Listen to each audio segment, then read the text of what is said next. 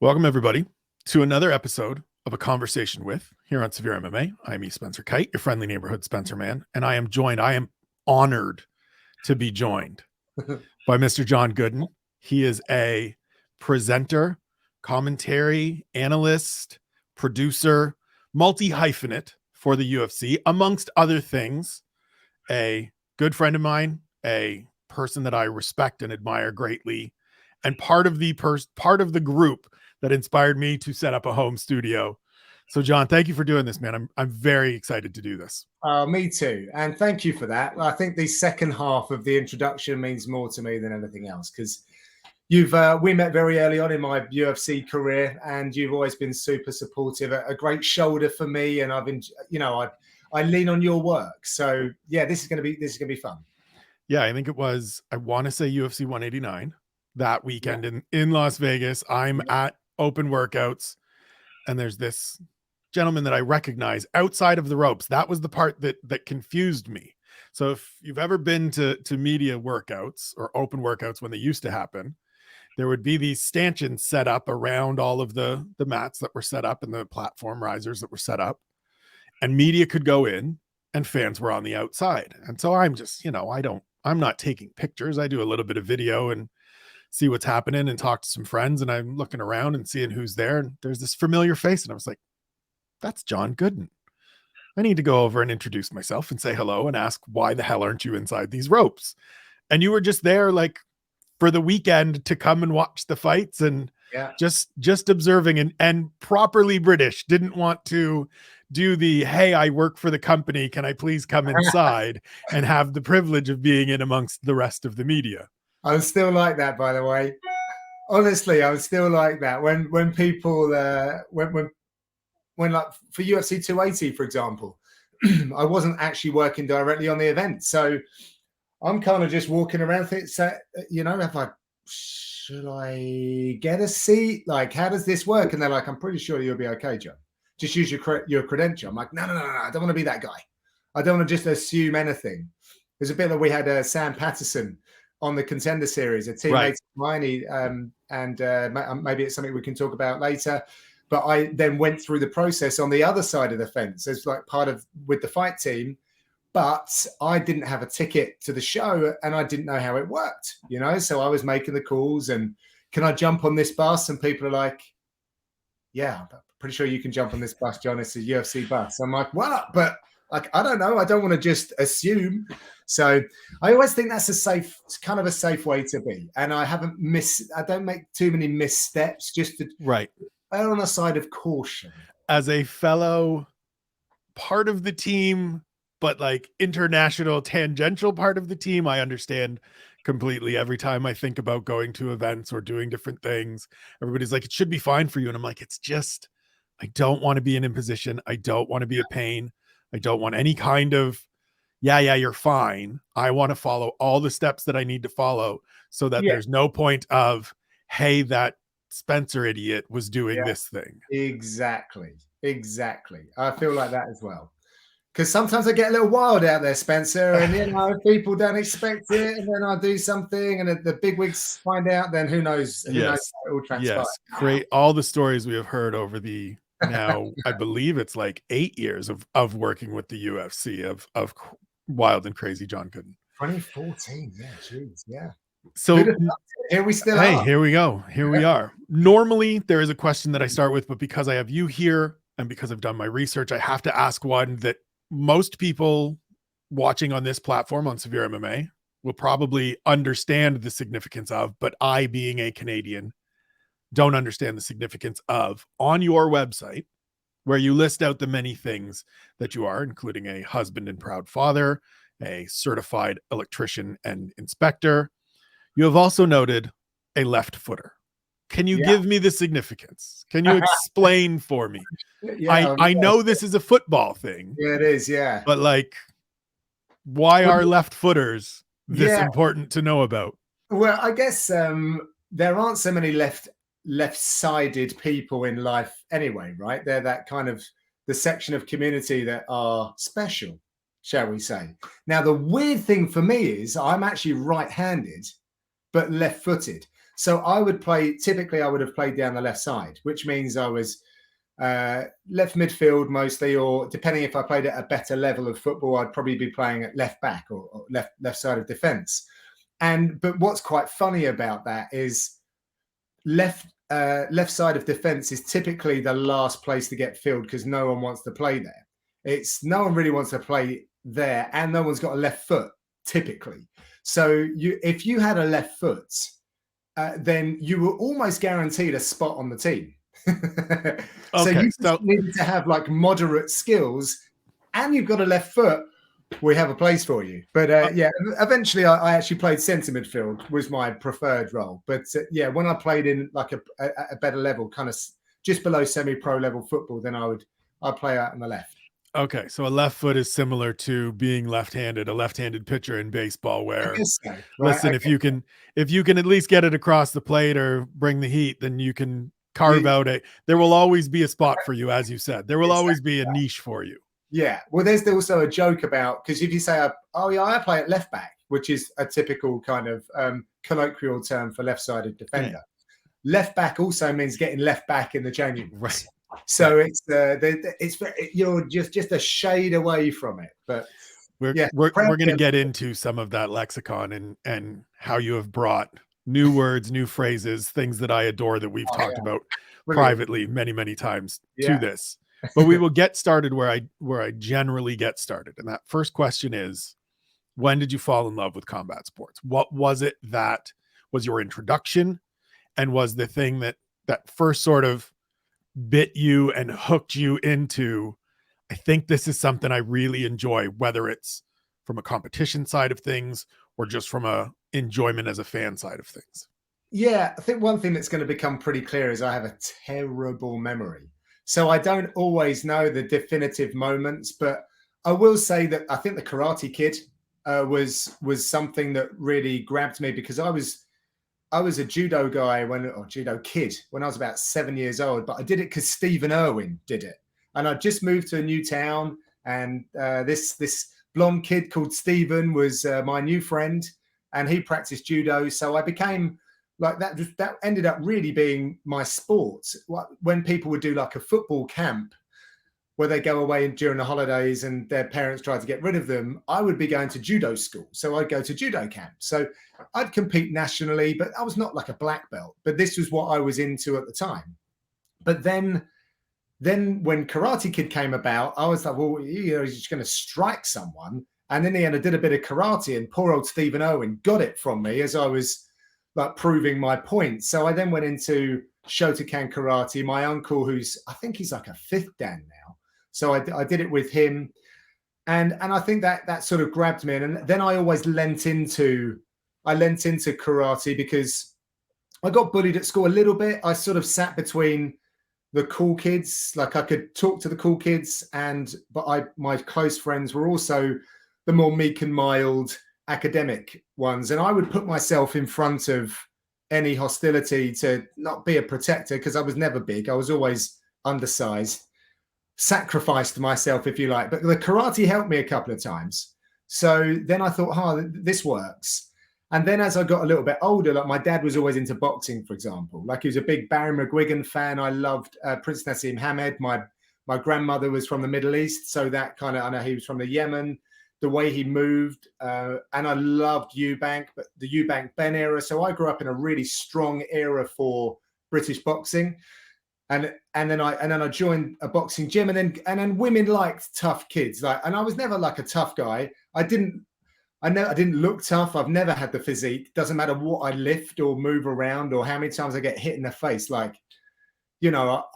People would never think that I've done combat sports for as long as I have. And my ability would also be an example of why they probably think that, and quite rightly. But I've been beaten up a lot, is what I'm trying to say. But then chicks were digging it, and also the word on the street gets out. And I grew up in a like where I've been around some rough spots, but when you're the guy that was boxing for the 3 counties or the town or the city, people tended to leave you a little bit alone, or they literally came to you. Like we had a lot of scuffles with the traveler community over here because they just wanted to test themselves. So double-edged sword, and then it's just really been a massive part of my life, you know, ever since I was 7, on and off, with all the other sports that I'd done. And so you've been, in one way or another, maybe not consistently every year since 7, but for the most part, training in something, learning something since that very young age. Well, yeah. So I've always been in sports. So I Right. think my first sport was swimming, actually, because I was actually a very competitive swimmer, and then the judo came, then the karate came. And at school, we all do other sports. Right. I went to a school where they didn't play soccer, football. We ended up playing rugby, and I was at a really good rugby school. So Josh Lucy, who was in the year above me, won the World Cup with England. So it was a really, really good school for that. And I wasn't a particularly great rugby player. But then none of my friends did combat sports. So where I'd be on this individual journey, like with my boxing, then all of my friends are playing football. And Right. I was just losing touch with friendship groups. So then I played a lot of football through my 20s. And but then I just got disheartened. It's a pretty political game, as it's the national sport, if you like.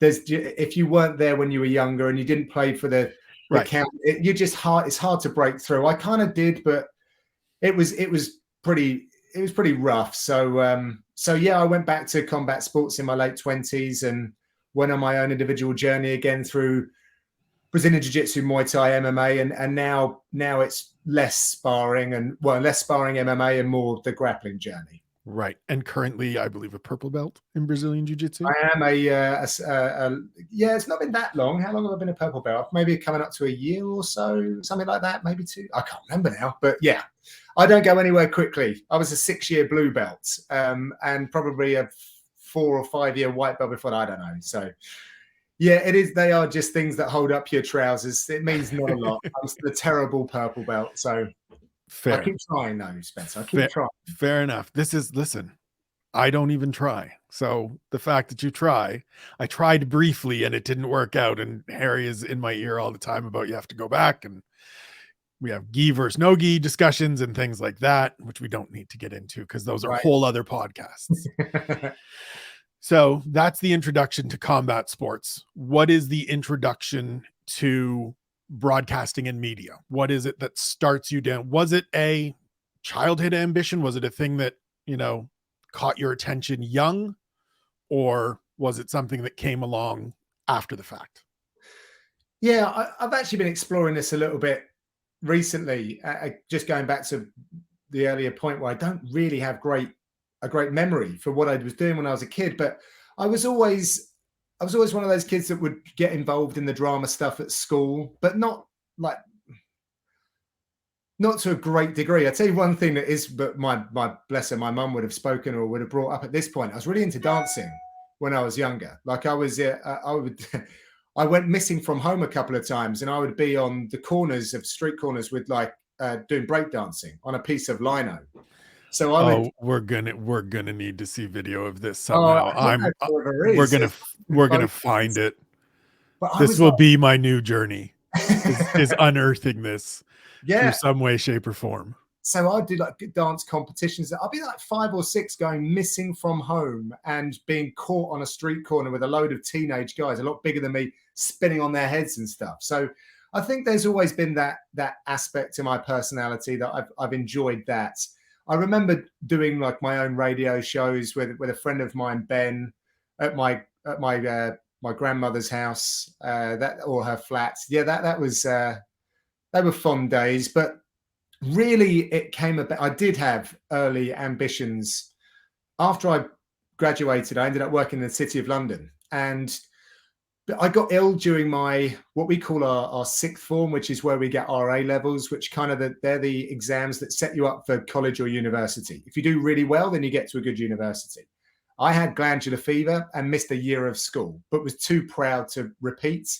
So I basically went from being a pretty good student and getting some very good offers from some excellent universities to then flunking, and then going to a very mediocre university, and it was pretty useless. I mean, I didn't do very well academically from that point on.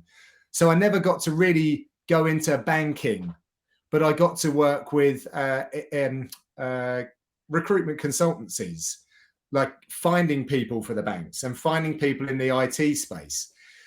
Now, the interesting thing about that was, because I didn't enjoy my university journey, I'm now in the city wearing a nice suit with some very cool people.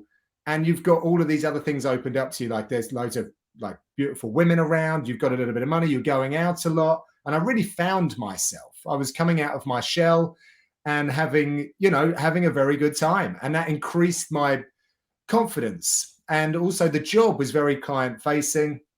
An interesting note, I was getting a lot of interview training at the time, because I would interview probably three people a day, because you're trying to find out who they are and put them in the relevant kind of jobs to fit a client spec.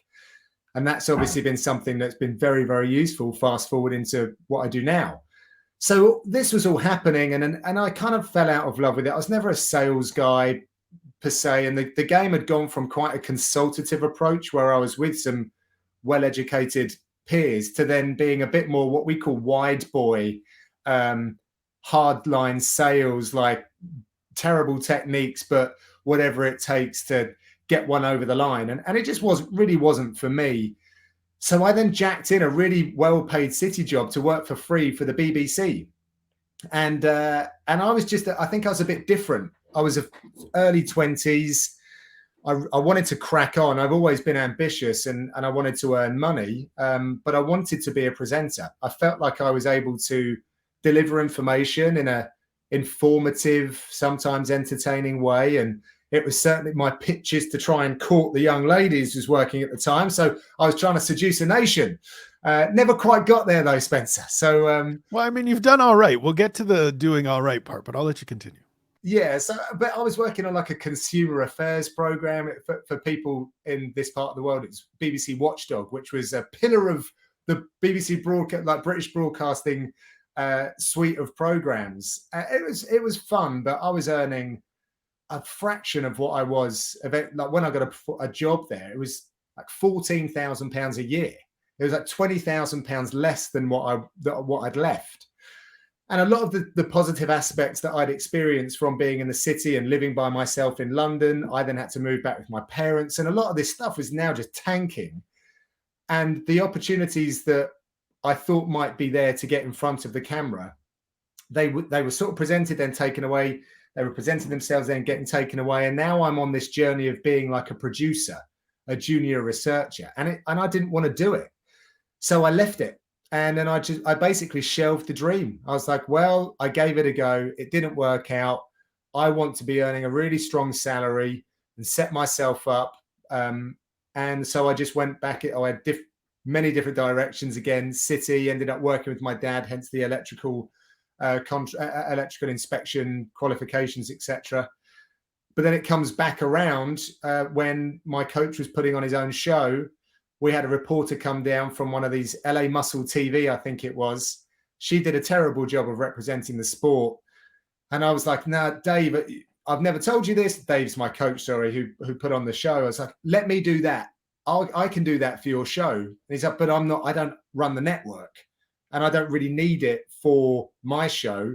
He said, but I'm thinking of putting some cameras on the cage and maybe we can sell a few of the DVDs with some commentary. So there I was with a dictaphone, which is, I think I've got it kicking about here, actually, a tiny little dictaphone with a microphone in it. And away I went for, the 75 amateur fights that he had on during the day. And that's where the journey really began and started to kind of finesse into where I'm at now. So I want to start by picking up at leave the job that I don't like to try doing the thing that I think I want to do, because that to me is a decision that I've made at different points or had made for me at different points. And it's one that, like, I know from my own experience, I know from talking to people, those decisions and those choices are some of the hardest that we have to make as people that want to follow a passion where the barrier to entry may not be there in some cases, depending on where you're trying, like, certainly to get to the BBC, there are barriers of entry, but yeah, to just start doing creative things now, especially, you fire up a YouTube page, you can have a TikTok, you can launch a Substack, all of those things. but there's the financial challenge. There's the, where is this going to go challenge. If you can recall, if you can sort of think back to that, what's the process for you? What's the, like, because as you said, eventually have to move back in with your folks and pick up the safety net job of the electrical work. What was that decision making? Was it just that I can't do this thing that I don't like anymore? Yeah, so there's a few things here, and when I remember distinctly, actually, through all the poor recall, having a conversation with my dad when I was saying I was about to hand my notice in for this recruitment consultancy job, because I was the fastest to go from, let's call it trainee to recruitment consultant in the history of this organization. And I was obviously trending in a really good direction for that. And it wasn't going to be long before I was maybe staring at a 50K a year job. And when you're like 22, 23, I mean, that's great. And apparently it could even get better. But it just really wasn't for me. I didn't feel comfortable. But at the same time, and this is an important distinction, because this goes round again to a slightly different conversation, which I think leans into more of your thought process. Because I was so young and I didn't have a family or any dependents or any real bills at the time, I think I was getting around on a little scooter moped, which I had on finance, which was like 1,500 quid or something like that. So there were no costs. There was nothing holding me to anything. And now was the time. It was the time to give it a go whilst I was young. So there wasn't really many issues in doing that, apart from pushback from my family, because I'm the oldest grandchild. So everything that I would do was always a first. I was the first to go to university, albeit not the best one. And now my grandfather on my dad's side was a chimney sweep and a postman, 2 jobs to make things work. My dad has been a working class hero, if you like, ever since he came of age. Still works 7 days a week now, and he's done very well for himself, but he's used these. My mum was the daughter of immigrants, essentially, half Irish, half Arabic. My Arabic grandfather, so actually both of my grandparents are from very interesting families. My great grandfather on the Arabic side was front page news when he passed away, because he was something to do with, he was a statesman, if you like, and they had hired help. My grandmother had never been into a kitchen until she left to run away with my grandfather, who was Irish. And he's a Kennedy, and he's from a very well-heeled family in Dublin who have, probably shouldn't say this, but I've got black and, for people that understand this, it's SevereMMA. I have black and tan medals in a safe at home that were given to my great grandfather. So there was really a weird melting pot. And on the Arabic side, it's like everyone should be a politician, a doctor, a dentist. And there I am, just chopping and changing, going from solid looking outlooks to then TV stuff. How does that work? But I did it. Then when it didn't work, I tried to get back in. The IT bubble burst. I still wanted the prestige of working in one of like the big insurance houses or the big banks, and never got there. So then I ended up kind of joining my dad's business. But then the jump that I made to do full-time broadcasting was very significant, because by this time I was married to Vicky. We had a home with the same home we're in now. So we had the mortgage payment, we had a little dog, and responsibilities. You're on a path, my wife's very, she had her own career, but she wanted to do things, and we were looking to start a family and all of this kind of stuff. And when I say I was working in my dad's company, I wasn't just clocking in. I'm with him. I was the guy that I was signing off all the work. I'm going out winning business. I'm managing teams, and they lent on me because I was the most qualified. I was the technical guy. So when I moved away, there was a lot of guilt, actually, because no one was there to really fill in the gap that I'd left, because that's how we'd just built the company. So making that jump is very, very, very difficult when you're in your mid-30s. And that's why the advice to people in their 20s is don't get hung up on it too much. Make those changes while you can. Make the mistakes, learn from them. If they hit and they're good, great. But it's a very different decision from going to the BBC when I was early 20s to Right. then jacking in. And I didn't really, I was doing the electrical work and the UFC work at the same time for maybe 2 years. And it was a nerve-wracking transition, but it's worked out. Doesn't always work out for everyone. And I wasn't an idiot. I didn't just cut off and put loads of pressure on and get it done. Right. I think the in your early 20s advice is terrific, right? Like, as you mentioned, there weren't a lot of bills, there weren't a lot of responsibilities. I'm a Gary V fan, Gary Vaynerchuk. Yes. Very much the thing he says, right? Like, when you can go, when you can go, just go. And there's no responsibilities. You've got all the time. Once you get to a point of responsibilities, then sure, do the math, figure it all out. But even at 30, there's still 50, 60 years that you can pursue whatever. Yeah. How did going from, hey, Dave, I can dictaphone commentary over your DVDs turn into, welcome to the fights, everybody, I'm John Gooden, doing various regional promotions and then to Cage Warriors?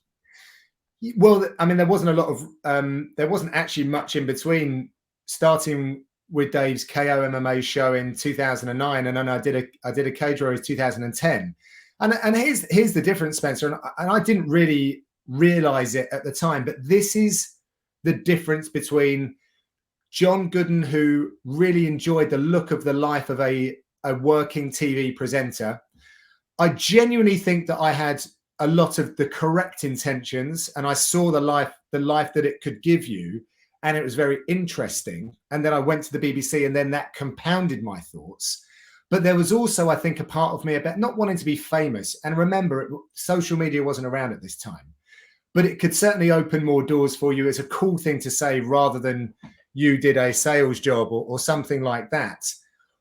But I was looking to get into it, and I was going to the business economics unit at the BBC to see if I could get in front of the camera. I went to the children's entertainment side to see if I could do work there. They even were looking at me becoming like a consumer affairs correspondent and going undercover. And so what was I trying to achieve there? I was trying to be on TV. Now there's a different situation, because when Dave gave me a bout sheet and I looked at that bout sheet and there were 5 guys that trained at this gym, it's like, okay, hi, coach of Gym X. I'm calling the fights. Can I come down and maybe jump in on a training session with you guys? I want to get a bit of background. For me as a martial artist, I get to go and work out on another mat. So I was probably going to get it for free. Not that was the intention. I can say that with hindsight. I wasn't paying for that session. Right. They were happy to see someone come down. And obviously that developed as my working relationship with mixed martial arts developed as well. And all of a sudden I'm on the mats training with guys, sparring with guys. I can bring that into commentary. And that's the difference, I think. I genuinely had a passion for it. I genuinely knew these guys because I'd gripped up with them, got twisted up by them, punched in the face by them, perhaps, got to know the coaching style of the gym. And I would try and bring those elements to commentary. And people, you're being seen. You know, I'm actively going out there. Who else is doing that? The talent pool was very shallow. You know, I haven't climbed over many people to be where I am because, well, it's true. And it's been hard work and I have a few things going for me. Yes, but I didn't have 50 other play-by-play guys that were all working the circuit. You know, there was a small group and we all did everything. I used to I'd write fight reports after a BAMA show or something like that. And then I was giving my time to the SevereMMA movement to try and help out there. I was cornering guys for Team Crossface if needs be, or at least being part of putting fires on chairs, whatever it took to try and help the sport of mixed martial arts. And Graham Boylan saw me come to his gym. He's very good at spotting, you know, people that are serious about helping out. And you know, maybe me aside, he's good. You're allowed to say talent. It's okay. You don't have to be humble. He's very good at spotting talent across all spans. He does. He's got some really good people working behind the scenes for Cage Warriors. Even when I was back there in 2010, people that are passionate about doing a good job for him and the Cage Warriors brand. So so yeah, we did that. And he said, listen, if you're freelance, give it a go. So I did. And I'm grateful for that. It was a real apprenticeship. And, you know, I got to travel around. It was hard because I earned no money. You know, it was costing me money to do it.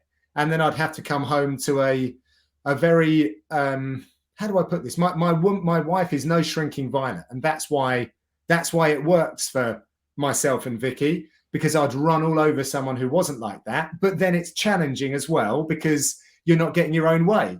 And I'm not coming home and filling up the family pot financially, with time, with love, because I'm sharing my love with martial arts. And that's not only my training during the week, every weekend I'm at another show. So this is the bit that people don't often see. And I mean, I'm sure that I'm grateful that she stuck by me, but there have been times when she's nearly walked away. And she told me at one point that she didn't believe in the dream that I had. My best friend, Willie B, God bless him, talked me down because I was about to throw the towel in and move on from all of this and just get my head down and go into business. But here we are. You know, I'm still on the struggle today with all the same problems, but just now I'm able to, now I like my life. Let's just say that. So life at the Gooden household sounds very similar to life in the Kyte household. Shout outs to our wives who have been supportive and Exactly. stuck by our Yes. lunacy for all of these years. It is very, very important.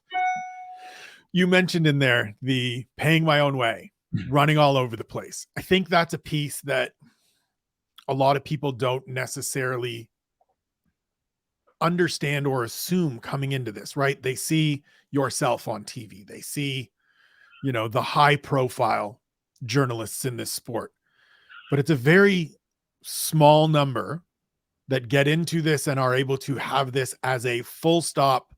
This is the career. This is the thing that pays all the bills. What was it through all of that that continues you pursuing it? Because I know for myself as well, certainly times where there's the day job and then I'm done the day job and I come and I do the interviews and I'm putting out stuff, whether it's originally on the very first incarnation of Keyboard Kimura or any number of outlets that I've worked at over the years where I'm making not a lot of money and spending not a lot of time with my wife as we're very early into marriage, and she's working 12-hour shifts as a nurse. Yeah. And I'm having those same conversations and thoughts that you're having of, should I just pack this in? So what is it that propelled you? Was it just the belief and understanding that this can go somewhere and this can be an avenue to the things that I'm looking for, where things kind of get to smooth out a little bit? No. Or was it just like, the interesting part to me is, was it just the like, nope, this is my chance to be not famous, as you said, but no, be forward facing? So I wasn't happy in my role with working with my dad. It was very challenging working with family. It's a very challenging role in construction. And this is going to sound almost a little arrogant maybe, but I think I just ended up, you get treated like a piece of shit in the UK as an electrician. And I wanted more for myself in the end. When I first started, I felt like tradesmen were breaking through and their value was maybe more in line with what it is in North America. But then we had some changes overall to the economy over here. And I think that it just diluted what everyone thought was quality. And then it all just became about money. And I've always been a stickler for the rules and high quality. And I just won't do it. If I'm going to do something, it has to be right. I can't just do a shit job.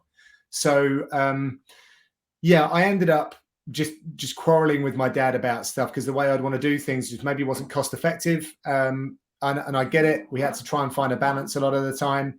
And the other thing was I wasn't earning a great deal of money. And I think that's also important because you'll hear people now, like if I'd have stuck at the recruitment consulting job from when I was early 20s and tried to make this jump, the chances are just by being around a long time, I probably would have been earning a six-figure salary. And then you're geared up earning a six-figure salary and you need to make those payments. And I'm sure I was never going to be able to make that transition.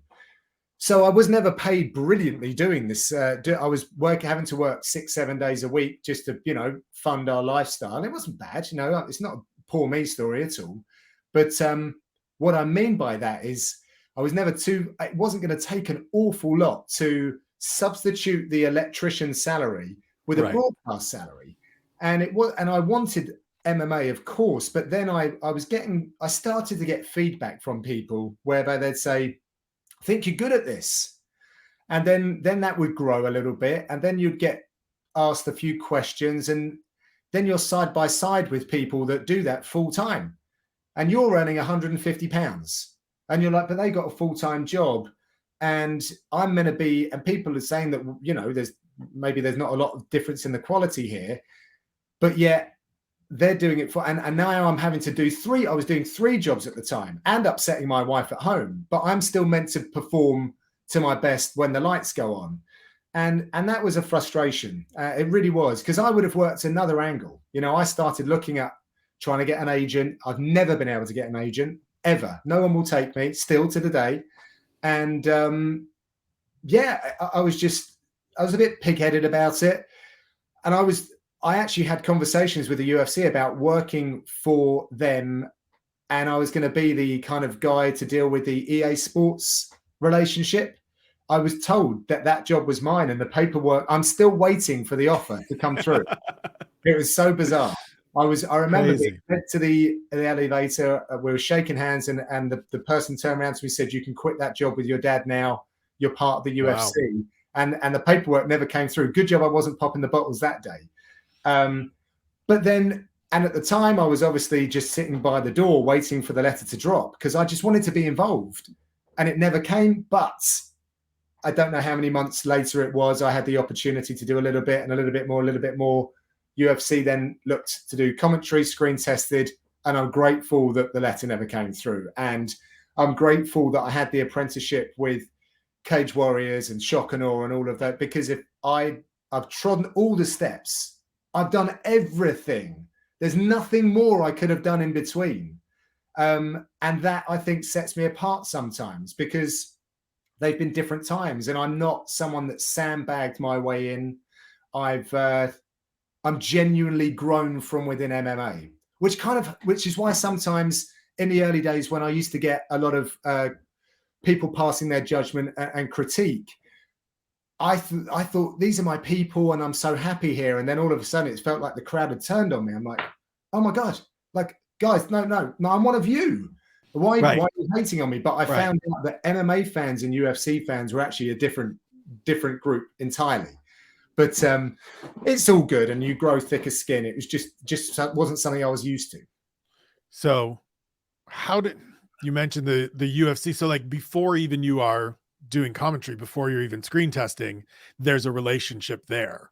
How did we get to, like, when you're doing, because this is all while you're doing broadcast for other promotions. Yeah. Are you sliding DVD reels across the table? Are you pushing on that and asking about that? Or is it just, let me get my foot in the door wherever, and then one day they're like, don't you do commentary? Do you want to come and do I think that's a screen test essentially?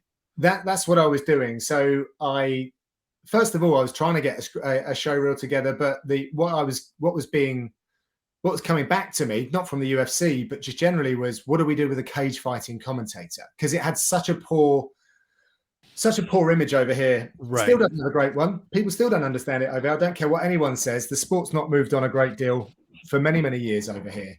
I'm hoping that's about to change. It feels like it's changed a little bit this year, truth be told. But I remember being in a garage I was working in the same town in which I live, and I was so fed up, and I was looking out and I was just thinking, what can I do here? And there's someone called Claire, I won't give away her surname, that actually worked at Cage Warriors and then got over to the UFC and was working with the UFC. And I just phoned her up. I phoned her up out of the blue. We'd maintained a relationship. She was always someone that I got on really well with. And it was an SOS call, really. I'm like, look, is there anyone that you need to sweep the floors at the UFC office, because I'm down? And she said, funnily enough, we've got a new senior guy coming, a guy called Gary Cook. He's coming in to take over. I think I can get you a meeting with him. He wants to meet people in like the community. So I did that, and ahead of that meeting, I wrote 2 sides of A4 with all my ideas of all different parts of the business, from merchandise to whatever I saw the UFC was working in. I had an idea, and I went to this dinner with Gary, and I was going through some of these points, and he even said at the end of it, he said, "Oh, do you mind if I take that page from you?" And the thing is, they were all my ideas, and you should probably never. That's like handing over the patent, right? I mean, I'm not going to blow myself up that much that I had such great ideas, but do you know what? No, but I understand completely, right? Like here's these sets of things. Yeah. You can have them, but I need to be attached. For free. And it wasn't like there was an offer on the back of it, but I just thought to myself, do you know what? What's my play here? I'm on the outside, and I wasn't architecting it. It's just come to my mind. I wanted MMA to succeed. And I felt like the people that were coming in didn't understand it like I did. So if I can't make it work on the outside, which I couldn't, then maybe you can. And then, so here's what I think will help. And I stand by it. And actually, I've seen a lot of those kind of ideas be implemented over the years. Some people have stolen the ideas. I'm kind of over it now. But I knew that. But what it reaffirmed to me is I've always known what the fans would like and what will do well to help build this sport. And eventually, I think he just remembered me. You know, I think that probably would have gone down quite well. And as they had some like Q&A stuff during fight week happening one time. It was at a Manchester event. And I'll tell you now, I've never been so nervous for something. And I ended up interviewing a bunch of fighters in the beer cellar, in the basement of this beer pub in Manchester, which was loads of UFC fans there, and some people that had enjoyed the Cage Warriors work as well. Spencer, I went in with like the suit I wore to my wedding with a bow tie and everything, into what I would just rock up to now, dressed at best like this, no prep really needed, and still like have a good time with it. I was so prepared for this thing, and yeah, it was great. And then BT Sport asked me to go do a broadcast for them around the same events. That was horrendous. The fallout from that was horrendous. And I thought my career was done. But then the UFC were looking to expand the international stuff. And now I'm the guy that's done a little bit of work. Claire on the inside. Right. Gary's met me. So it now starts to develop, and I get the screen test, and thankfully got the gig. So you can't say that was horrendous and the fallout was horrendous and I thought the career was over to a guy like me, and not at least have me prod of, you have to tell us what you can, what you will. It doesn't have to be all the gory details if there are actual gory details. I don't think what was horrendous about it. Well, I don't think I've got much to lose here, because I still to today think that it's somehow soured my relationship, or I somehow think it's soured how BT Sports see me. So yeah, I don't think I've got much to lose here. So I got brought in, and I thought I was going to be talking about the rules of the Octagon, and then coming in at the close of the show, just bookending the show with Caroline Pearce, who will be familiar to people here in the UK, and actually PFL fans as well. She was very new to MMA and probably broadcasting as well, which I was sympathetic to, because I felt like we were in a similar position in that sense. But we're in this big studio at BT Sport Towers, if you like. And they basically looked to, I didn't know this. I'd never really seen a running order before, because of the way that the shows that I was working on just didn't have it. And now they brought me in on walkouts between rounds as the winner was being announced. And it's now me and Caroline, no one else, because the others that they had invited didn't show up. There was something that had happened. Gareth A. Davies was on site with Michael Bisping.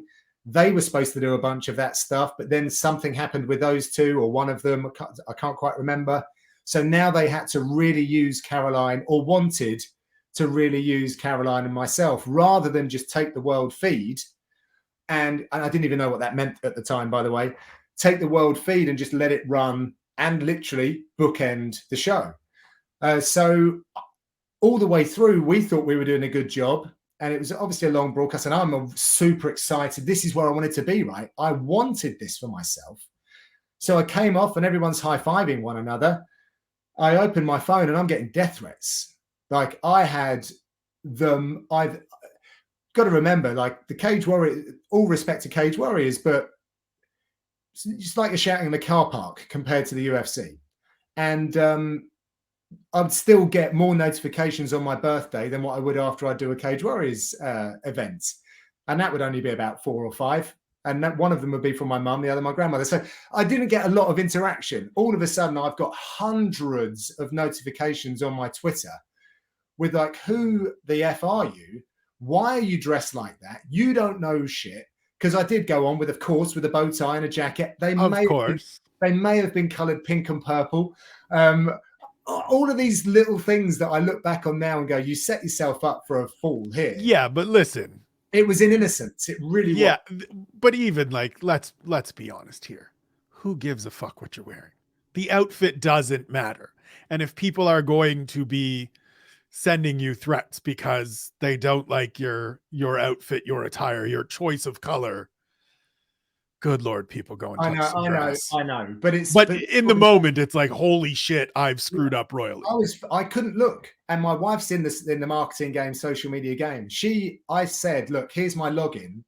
Please, can you just go through this and make it disappear? Because I was so unprepared for that experience. And I think there was some traumatic moments around it, because this is going back a long time. It may seem funny to hear me say this now, but this was almost a different time. This is like 2013, when it's just not that big, you know? So for me, in relative terms, it was pretty significant. And looking back on it now, it's funny. My wife even got a Valentine's Day card to me in the last few years on the back of one of the tweets, which was, I wish your mum would have swallowed.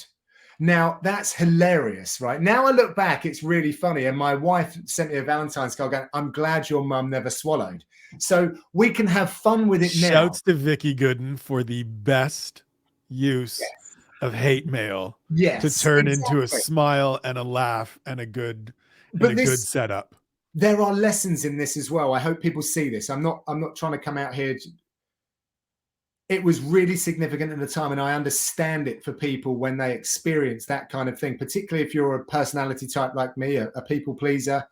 But when you get into this, when you understand it, when you tread the boards, when you grow the thick skin, you can look back on those awful times and laugh about it. So just the quick thing about the fallout from all of that was, I then went to bat for BT Sport in the forums. Like I'm on the UG, I'm on, Sherdog, I'm on Cage Warriors, going, you don't know what they were trying to do. They're trying to make a product out of the UFC for the local market, and this is what we were doing. I didn't know that I was doing that side. Everyone was working really hard. Everyone's very proud of it. And then I think BT Sport, or the producer, actually said, I'm actually upset that you went to those lengths. We did a good production. Why are you now defending it? And I thought I was doing the right thing, because I'm part of the UK MMA community, the MMA community. I understand this, and they're new to the game. And ever since then, so that's why I kind of put that little bit at the front about the relationship with BT, because I've done 2 things for them since 2013, and I'm currently the only UK-based UFC representative. And they've got a great team now, but they haven't always had those guys in place. I just want to again remind people of that. They've got a solid team, and we need more voices, by the way. But that wasn't a nice memory and a nice part of my career. So we'll get to what I hope is a nice part of your career. I spoke to Brendan Fitzgerald about a year into his working with the UFC, and we sort of traced the lineage, the journey from where he was and through Contenders and all like that. He remembered the show that he was brought in to do his test run for, right? It was an event in Brazil, Rafael Assunção and Marlon Moraes, I believe, if I remember correctly. And they sit him in, small little booth, and hey, away you go. Do you remember? Did you have that kind of, was that your similar experience, was come in and call some fights and we'll just listen to you on comms and make that decision? Or was it we've seen enough of your work, we'll give you a try? No, I had to go through a process. So I went up to, this was at BT as well. And we did, was it Safadine Lim? Was that the fight? Yep. I Over think in that, Macau. yeah, I think that was the fight. So First event of I want to say like 2013, 2014. yeah, something that, yeah, it would have been 13 because So was that the one? It was definitely, it was definitely something like that. I'm pretty sure it was Safadine. So I would then go into a studio and we would then just do the main card. But what was quite fun, I ended up working with the cameramen that were in there as producing them for some of these shoots. And they said they were setting up like POV cameras because obviously they wanted to see everything about what was going on. And I have like a toolkit for commentary. I'm coming in with all my shit. I came in like this. I changed into my suit. Like I did everything that I would for fight nights. Like I really kind of.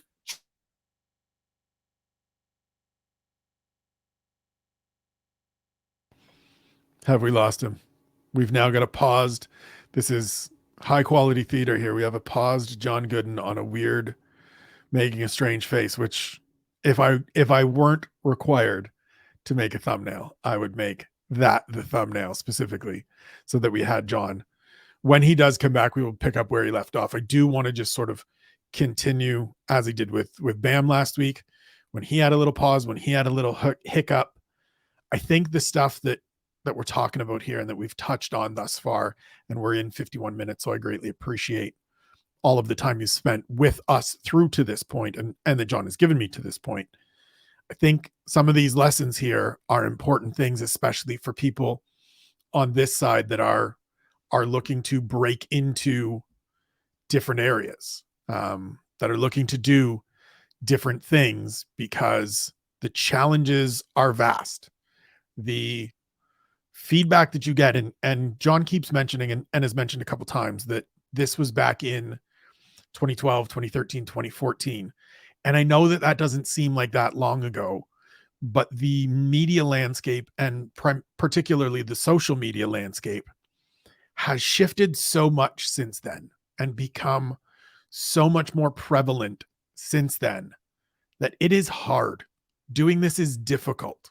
Being someone, and I don't mean for myself, I don't mean necessarily for me that I'm getting, terrible email, because I'm not forward facing enough. I'm not, and this is, I'm not a big enough name, a big enough star, a big enough anything to be getting that stuff, but it is difficult.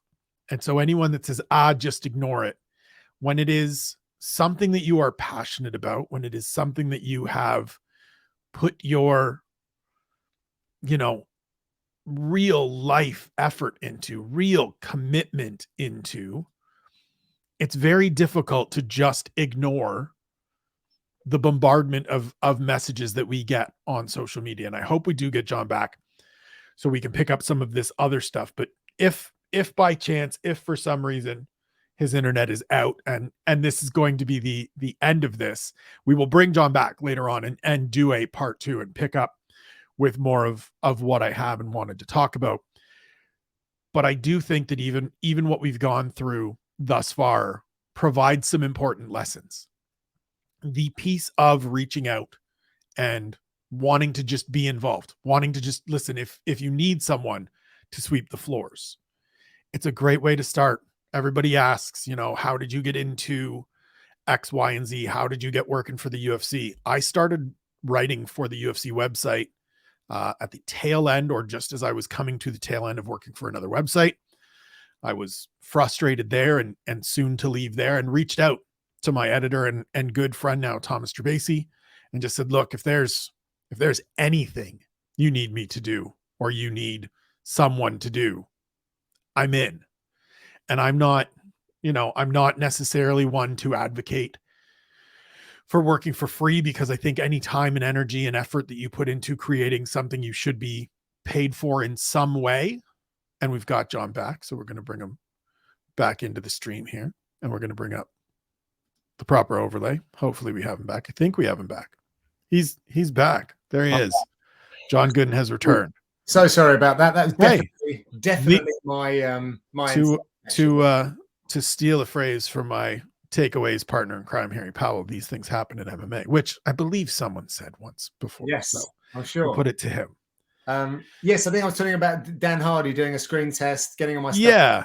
So it was you and Dan when you sat to do. Dan and I, yeah. And Dan I was going up against a very, very well known and respected breakfast radio DJ here in the UK, and I don't think that the UFC really gave a shit about that. And I obviously, from being such a student of the commentary game, I knew exactly all the beats, all the sponsor drops, and I guess that I just, like a piece of tracing paper, meshed pretty well with what Goldie was doing at the time, probably Anik as well. Yeah, it would have been Anik as well, and got the gig.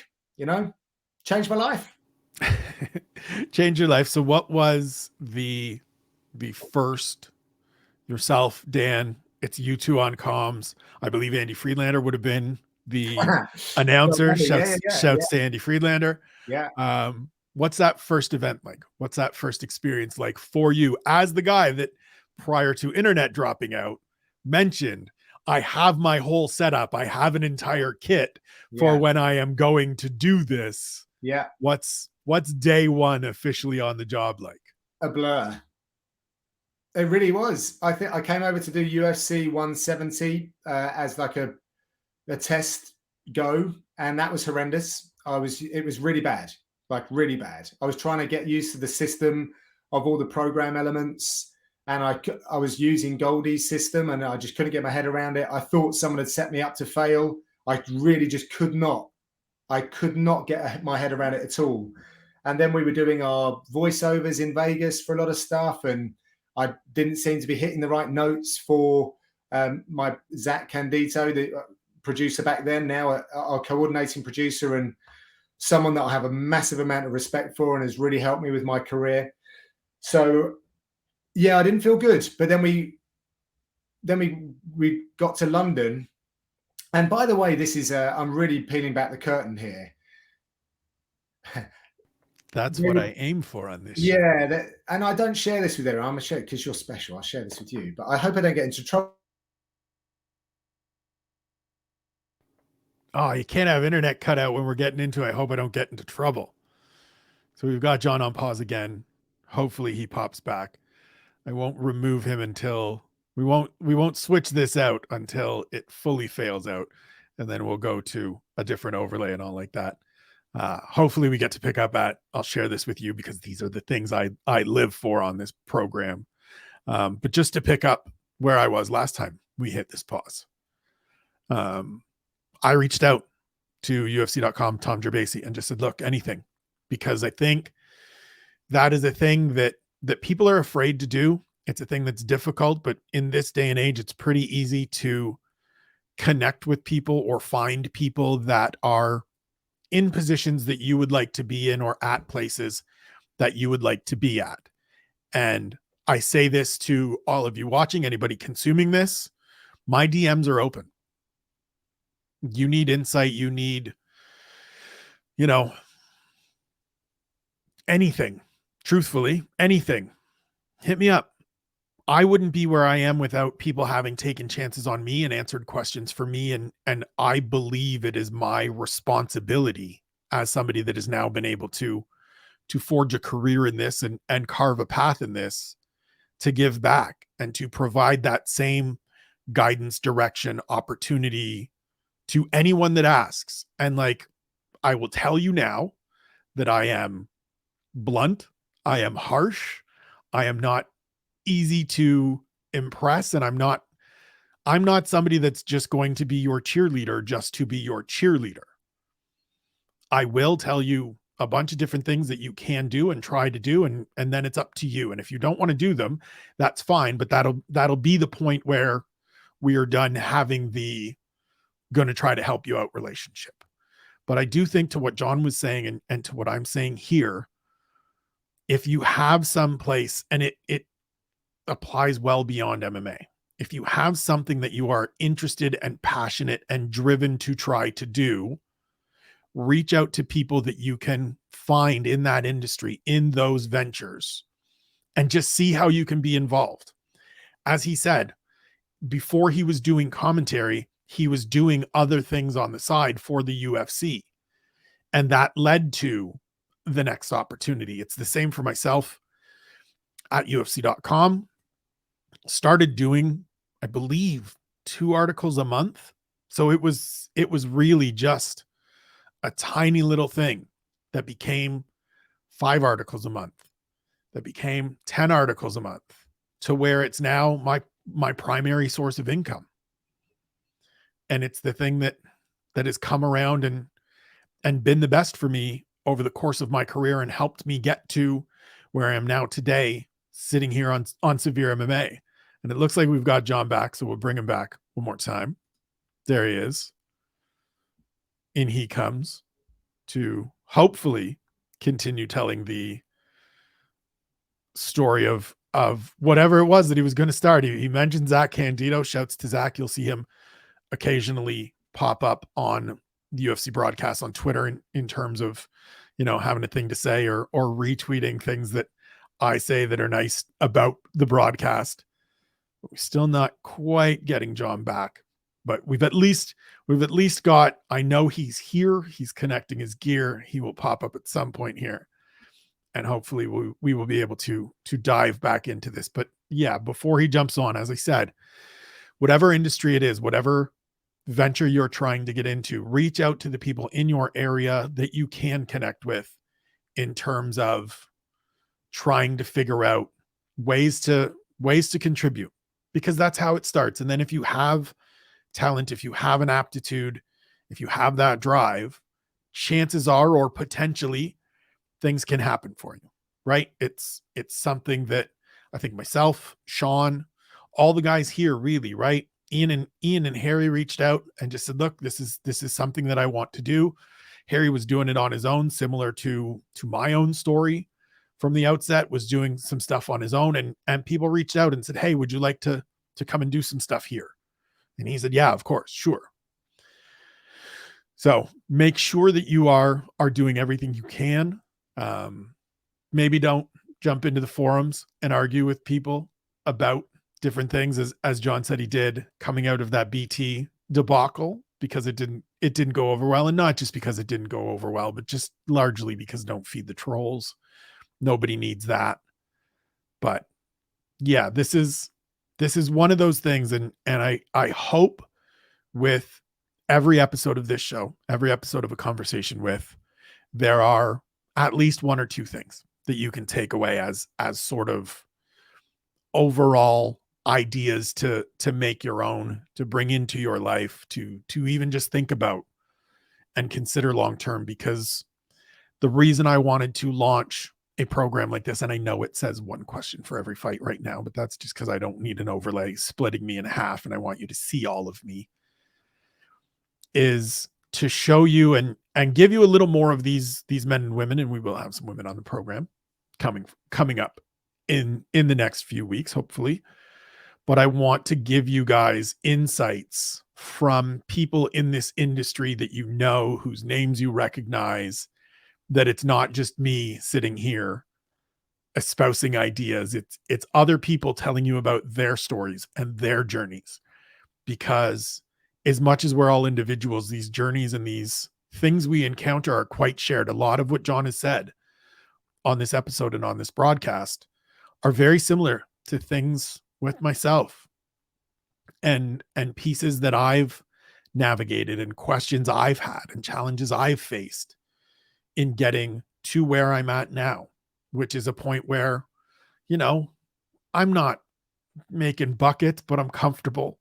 I'm doing well. And more importantly than anything, and this has always been the case for me, and I believe it is for John as well, I'm happy. I love what I do.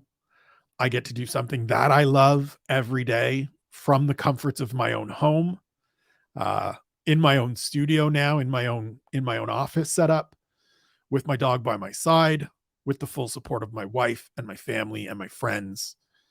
And I couldn't be prouder, but it was a lot of work. And it's funny, I spoke with Elliot Marshall. We're taping on a Friday morning, so yesterday is when I spoke to him, which was Thursday. And sorry, I'm just gonna check this message, which I'm sure is from Mr. Gooden. He's lost all his Wi-Fi and cell. Everything is out. So we're gonna have to delay and pick up a part 2 with John at some point when everything's set. But just to finish my point, I spoke to Elliot Marshall yesterday and was watching one of his YouTube clips, or one of his Instagram clips, a day or two ago. And he's leading a class. He's teaching a class. He is the head coach at the Elevation Fight team in Denver, Colorado. And he said something that holds very, very true to me. And it's something that I will leave you with here. He's telling everybody it's in this grappling class. And he says, I hate that phrase. I hate that saying. Find something you love and you'll never work a day in your life. Because it's work. It's still work. You'll enjoy it and you'll love it, but it's still work. And if you can find something that you love and enjoy and work at, it's always worth pursuing. It may not work out. It may not be, all that you expect it to be, want it to be, hope it to be. But it's worth pursuing. As John said early, as we talked about early, as Gary Vaynerchuk, Gary V talks about regularly, take those chances when you can. Chase those dreams when you can, before you have all kinds of responsibilities, before you have all kinds of things. And we may have John Gooden back. Let's see. We've got Johnny G back in the house. Dude, I'm really sorry about this. Hey, it's never like everything's out. I just messaged you, like the cell's going down, all the Wi-Fi is going down everywhere. So this is the brilliance of this. And I'm not going to lie, it also gives me a chance to just sit here. Like, we've still been recording. We are still rolling. Okay. I just sit here and vamp and wax poetic about the things you've said and build in some messaging of, look, like all these things that we've talked about. My aim for this program is for people to find one or two things, not only learn more about the men and women that are on this show with me and their journeys, but to take stuff from these programs and be like, oh, that's a nugget. We'll put that in the basket and save that.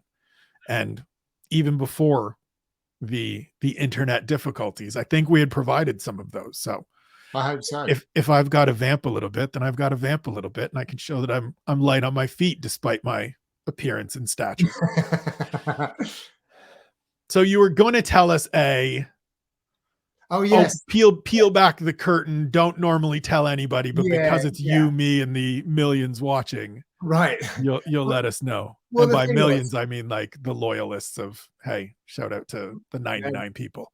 They're the ones that we really love. They're the ones that we really care about. Exactly. So what it was, the UFC were trying to build an infrastructure in Europe that could take care of everything outside of North America. And that meant producers, floor managers, everyone, like all new people. Now, these people, they didn't know the game as well. And the American style of broadcasting is very different to the UK style of broadcasting. So you got guys that normally cover the Olympics or football, like high level stuff. They're now doing the UFC stuff and they just weren't getting it. And not weren't getting it. I think it's very difficult when you only get 3 goes a year to try and deliver something at a very high level, which is maybe, and I don't know, but I think the UFC broadcasts are maybe the most difficult in sports broadcasting. They're up there. They are marathon broadcasts where you need fast twitch muscles in which to do them. And by the way, the commentators we're in there for the time that you hear. The producers are there hours before us and hours after, and they need to have the same mental acuity and energy that we do. So shout out to them, but not everyone that was jumping on was really cutting the mustard for the UFC. And people like this is just wild to me now. The guys, the stage managers that we have in the UFC, there's a famous guy called Niner. Everyone knows who Niner is. Niner's the guy who you normally see sitting next to myself with John Brendan. He's been doing it for eons. And my Niner on that first show in London fell asleep. Like, and he didn't understand the show, and no one was willing to even look and try and get to learn the show because they were doing it 3 times a year. They didn't care. So I was producing myself and calling the fights with 200 cards. And some of those cards would go and then they'd come back in. And I was trying to do all of that myself. So I look back now, and what's crazy is I'm being compared, well, not being compared to, but I'm trying to do the same job as Mike Goldberg and John Anik. And how can I? I'm at a disadvantage. I haven't got the same people. The producers aren't used to doing the same show. And eventually they were realizing, well, maybe it's just not the way to do it. We'll just take the American crew over and we'll do it. And my life became infinitely easier. And it was like, oh my goodness, this is a lot more enjoyable. And a lot of workload just came off of my plates. There was just fewer things and I could just focus on calling the action. And that was a big difference for me. So I hope I don't get in trouble for saying that. It wasn't for the want of trying, but it's very difficult to do the UFC thing. I think what I'm doing is crediting the UFC machine. Yes, absolutely. For what they're doing, but I don't want to be unkind to the people that tried it because they weren't doing it week in, week out. And when you're doing it so infrequently, as I've found out, I've suffered that as well, but you still have to turn up and do the best job, even though you've had 9 months since your last gig. It's hard to do that. We will dive into the as you found out part, but I do just want to touch on like anybody that thinks look, going to a UFC event is tremendous fun. If you are in the crowd, if you are, just enjoying the fights, it's, you hit the concession, you hit the loo whenever you need to. There's live action. It's great. It's wonderful. Doing it as work is a real test. And I second it is the hardest gig for commentary and for broadcast and for production crew. I remember a bunch of years ago, there was a baseball game that went into, I think it was like 18 innings, and it was the Boston Red Sox. And I remember this because they tweeted out like the length of time that the game took. And it was something along the lines of 6.5 or 7 hours. And John Anik was like, or the length of a regular standard every Saturday UFC broadcast. Yeah. And that's what it is. It's a lot of goddamn work. We all love it. We're all committed to it. It's a lot of work. It's difficult. So it is a chore. You mentioned in there as well that when you're not doing it as frequently as you would like and the opportunities aren't there, that it becomes harder. You have over the last couple of years started doing some additional work. You're sitting in your lovely home studio that you've built over these last couple of years. Walk me through the challenges of only getting a certain number of opportunities per year. And then the way you have successfully, I will say, please go check out all of the stuff that John does on UFC Fight Pass, including Octagon Side. Check out his Coach Dad series. It is phenomenal. Oh, thank you. With some fathers of famous and familiar UK fighters. But walk me through sort of those pieces of, I'm not getting the reps that I want to get, but I need to find and want to find other ways to contribute, because I think that is a vitally important piece that people don't necessarily recognize or understand. Yeah, and it extends a few different ways. So I'm the UFC utility man, but I'm okay with that, Spencer. I really am. Like, I think that the whole thing about wanting to be the number one, the pay-per-view guy and stuff, maybe something that I felt like I needed to feel early on, but genuinely not hung up on it at all. Don't get paid any more for it. Probably will get a whole lot more heat for it. Would I like the challenge of it? Yeah, because I'm always like that. Am I ultra competitive? Yeah, I'll race you to the top of the stairs. But I'm not I'd never want to put one over someone in that way to get ahead. And the one thing I will say is I just hope when my time is, whenever I get in a sticky situation with the UFC, I hope that people can look back and see, and this is more at the UFC than the fans, all the things that I have done to try and add value. And that's where I think people, and this is like a general conversation, right? For people in their work, whatever it is they're looking to do, try and add value. Don't be a dick, try and add value. Two very, very key pieces of information. That right there is going to be what I tweet out when I send this out. The main You- takeaway of this conversation. Don't be a dick and add value. It's simple. It sounds simple and it sounds straightforward. The number of people that fuck that up on a regular basis, myself included in my younger years. It's a good lesson to learn, folks. It really goes a long way. Being a little bit older, I think, has helped me with that through my career. You know, I've worked in many different environments, from working with ex-convicts on the building site to then CEOs in the boardroom in the city. You know, you have to be a bit of a chameleon, or I've had to be a bit of a chameleon. Not saying that everyone else needs to do that, but it allows you to work around different people and not always, and kind of understand different challenges that different people have from different classes of society and whatever it might be. And by the way, I'm saying don't be a dick. There might be people out there that think I've been a dick, but I'm still here.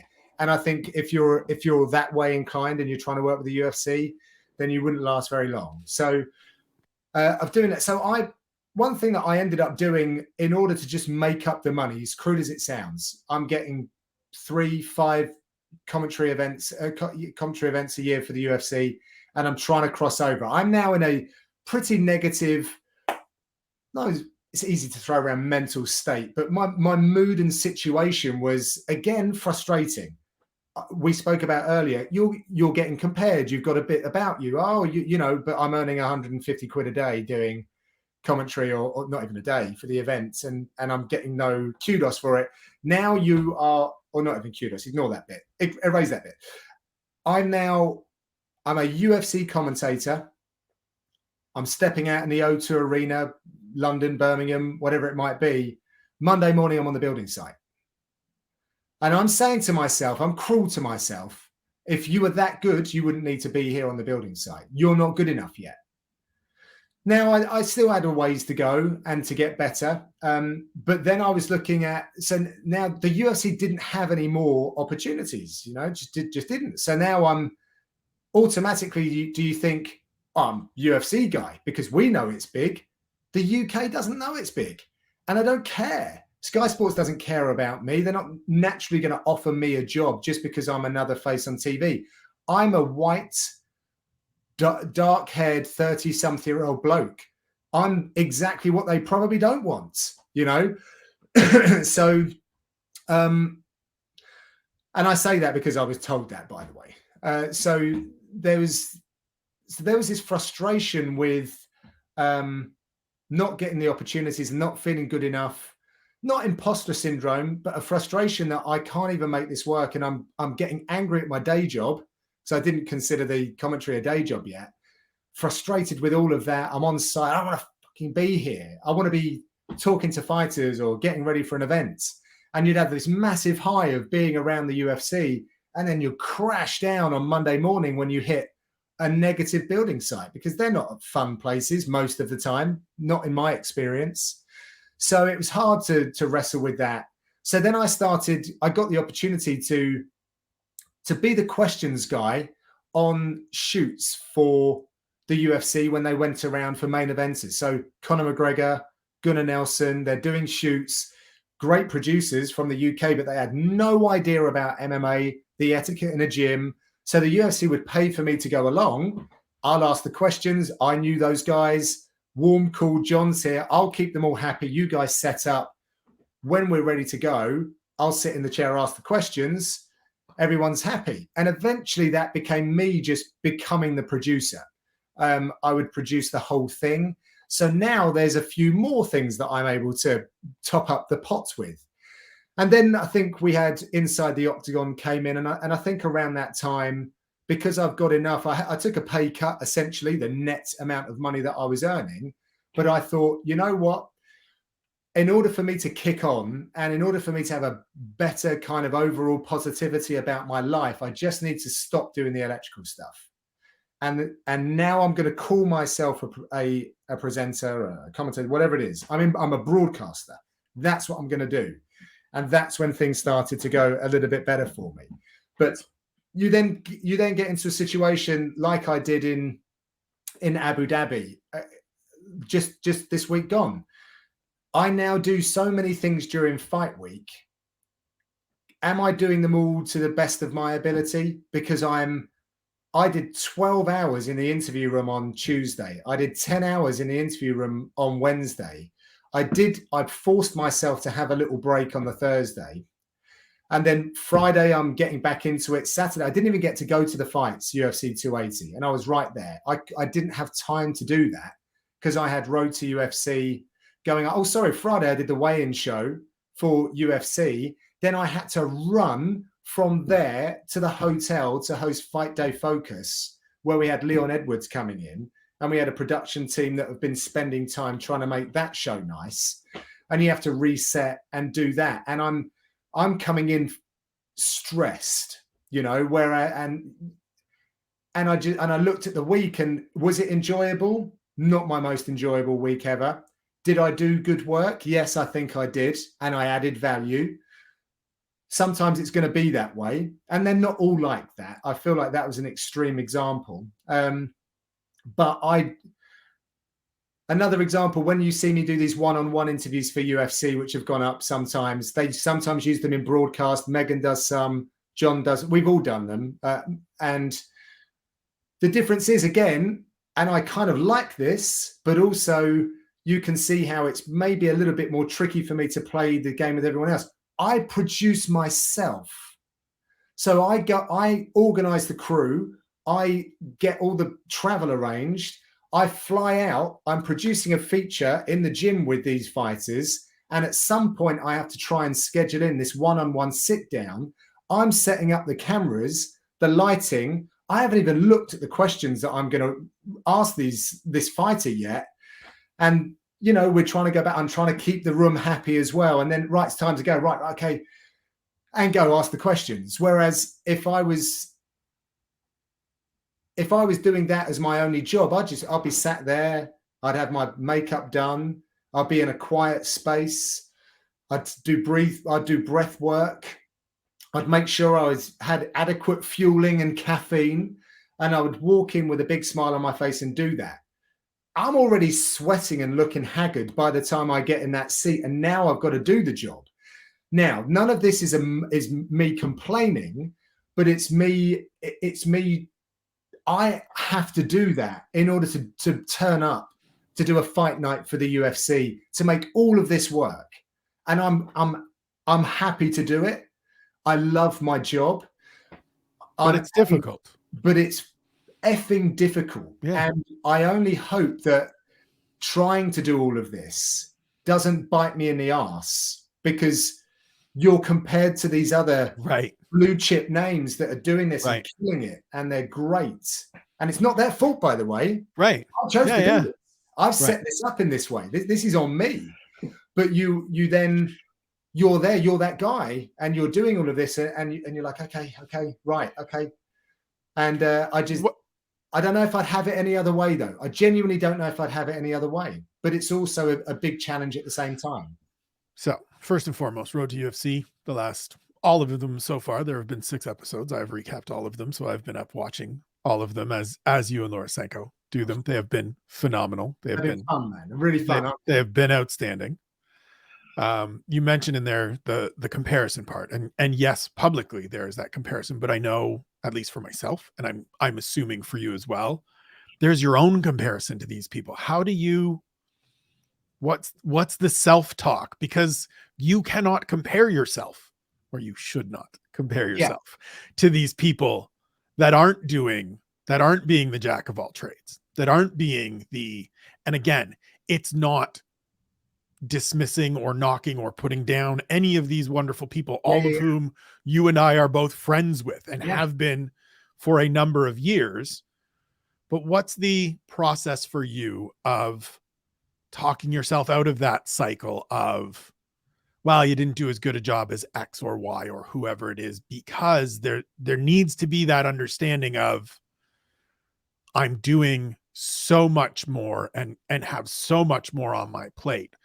Or are you like me, where you're just like, Doesn't matter how much is on your plate. You're supposed to just knock it out of the park. Yeah, you just get on with it, right?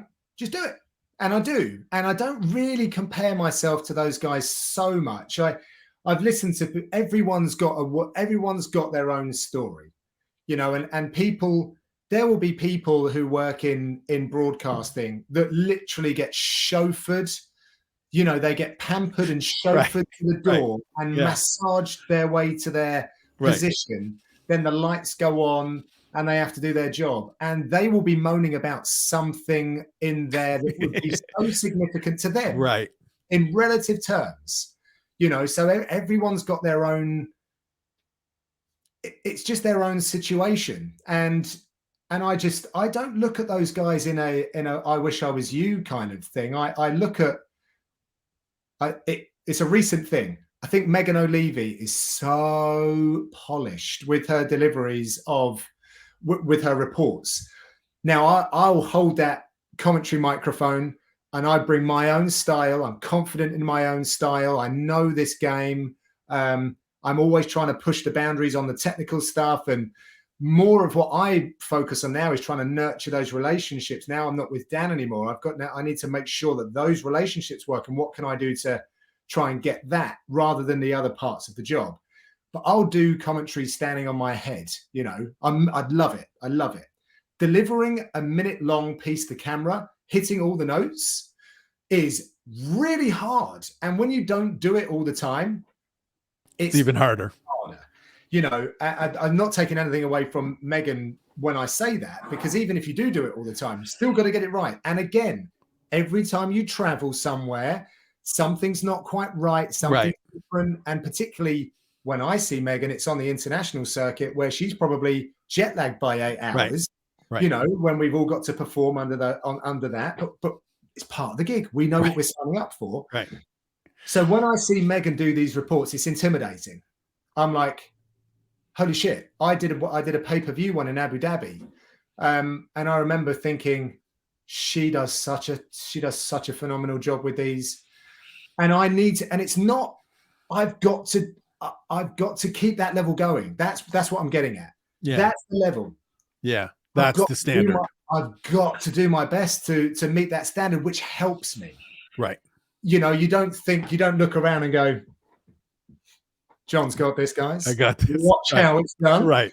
You know what I mean? Never mind the lady that's here every week knocking these out of the park. This guy's the guy to do it. You see, you know, and it's just like you look at the standard of everyone, and also the work that we're doing.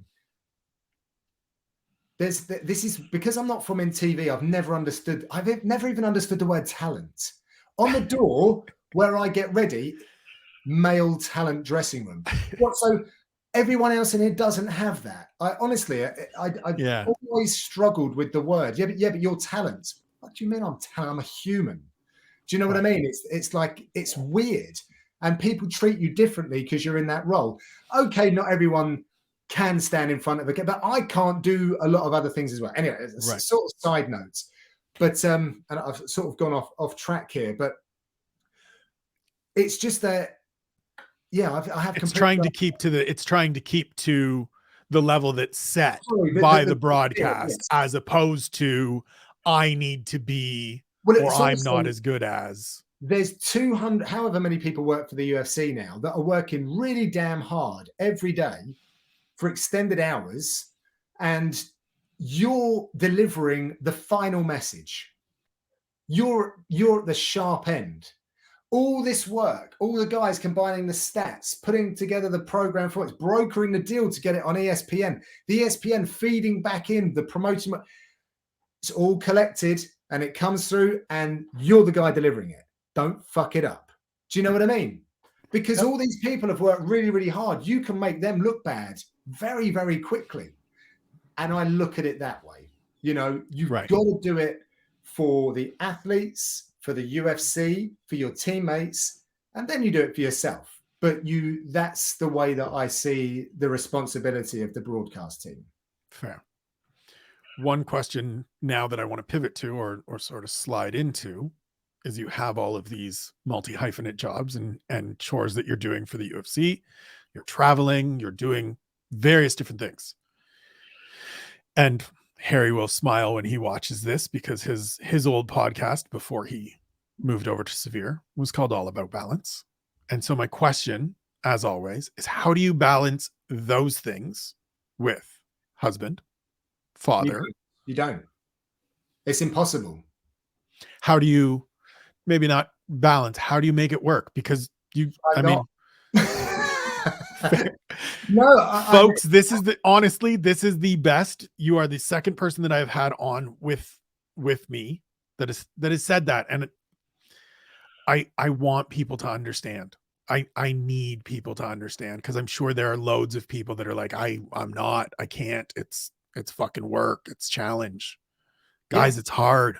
It's hard. We all struggle with trying to find it. I know you just had a week away. Like we tried to set this up and you were like, I'm taking a week off because I've been in Abu Dhabi. Get me when I come back. Yeah. Those are the things you have to do. But otherwise it's honestly, Spencer, maybe 2 years ago, I wouldn't have said that to you. I know. You know, I know. I've been open about this on my socials, so I won't deviate here. I've been in therapy, couples therapy and therapy for myself, which isn't something I don't think Brits have really spoken about that as much and blokes over here. But I'm actually, I tell all my friends I've recommended, or my wife and I have recommended our therapist to maybe 10 couples now. You know, it just helps mediate. It helped me understand where a particularly strong-minded, feminine, former career like big hitter is coming from, with this new dynamic with a child there as well, where it's always okay for me to just go and do my thing. Like there's no choice, right? I'm with I can't turn around to the UFC and they think, yeah, we got UFC London coming up. Yeah, I'm probably not going to do that one this year. Pardon me, what? Right. You know, and I'm not saying that if there was a genuine reason, then they're not that brutal. Right. Not brutal, but if there was a genuine reason that I couldn't do it, like when we had Elodie, I couldn't do UFC Liverpool and Brendan came in. Right. They understand. Of course, they understand that. But if I was picking and choosing, right. I mean, I'll do it. Tyson on the first episode of this said, look, I had a commitment to go and help a kid do his weight cut the week that my mother passed. And I asked my siblings, can we delay the funeral a week? Because I've made this commitment. That's the level of this that most of the men and women, or truthfully, all of the men and women that are committed to this sport and committed to their jobs and their pursuits of this are willing to make. And they are insane sacrifices. And I am so thrilled that you mentioned therapy. So I will let you. Yeah. And by the way, I don't always think that and this is where my wife's the extreme opposite. And it's probably a good thing that I have her. Otherwise, this room that I'm in right now, I spend more time in here than anywhere else in my home or life. And I'd be in here even longer if she didn't pull back. She's Mrs. Occasion. She loves every occasion. If my wife knew you, Spencer, you would have a birthday card, not a day before your birthday or a day after. That birthday card would hit your mat on the day. She has everything like that nailed down. It was her birthday yesterday.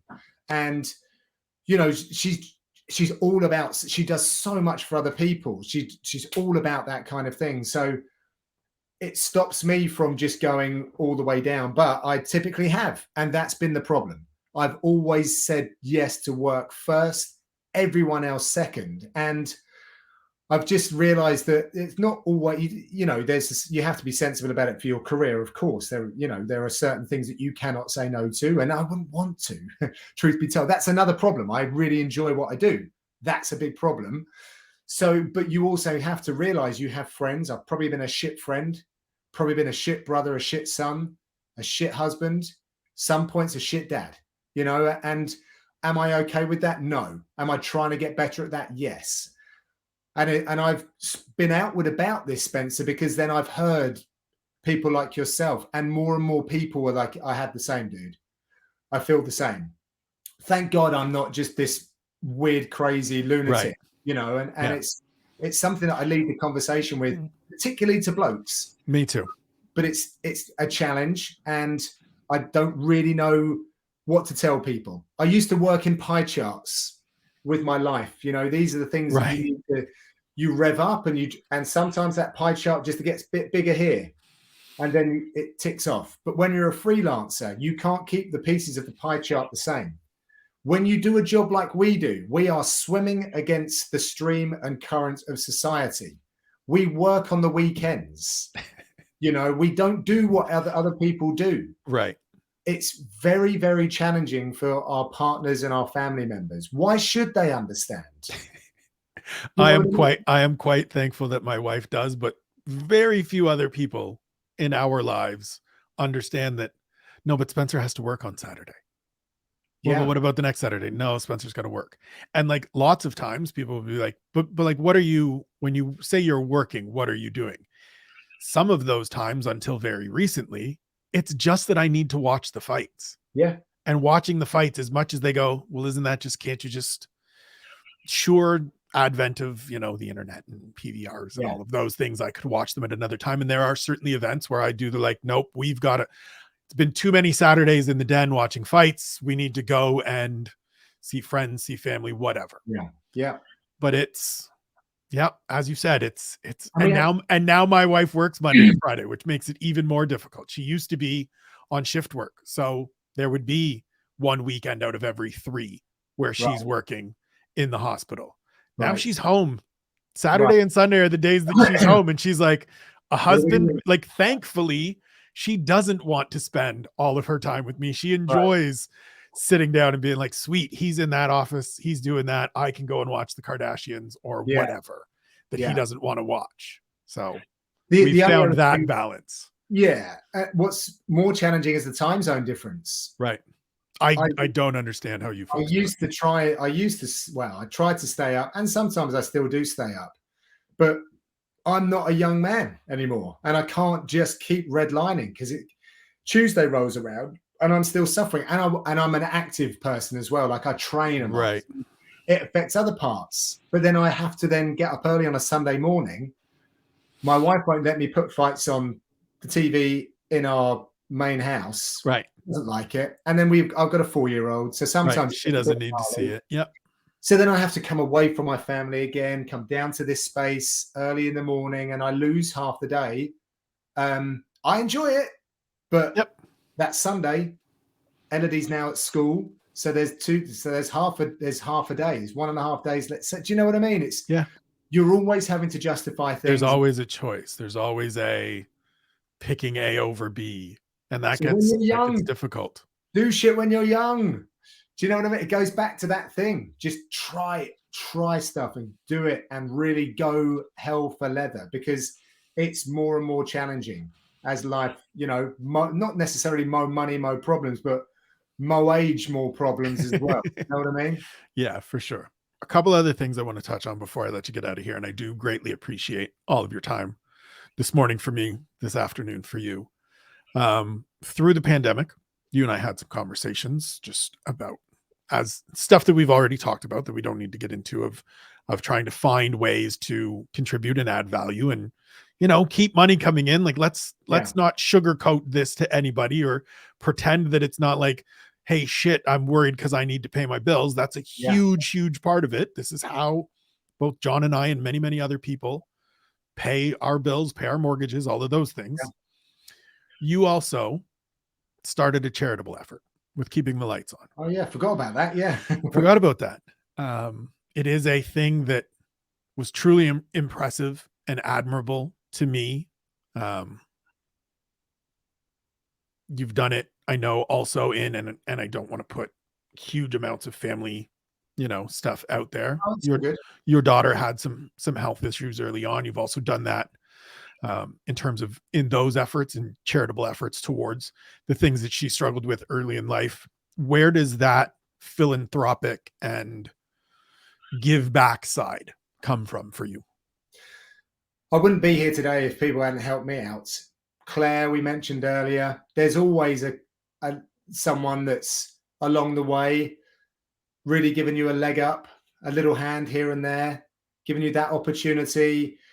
You know, so that's what we need in this world. And this sport needs help, you know, particularly over here with the pandemic was rubbish for everyone. And martial arts isn't just, I need martial arts in my life now. You know, I need my ego to get checked. I need to make sure that that I can defend myself and my family. I'm part of a team. I need to be around teammates. I need it. I need it. It helps me stay, you know, on the straight and narrow.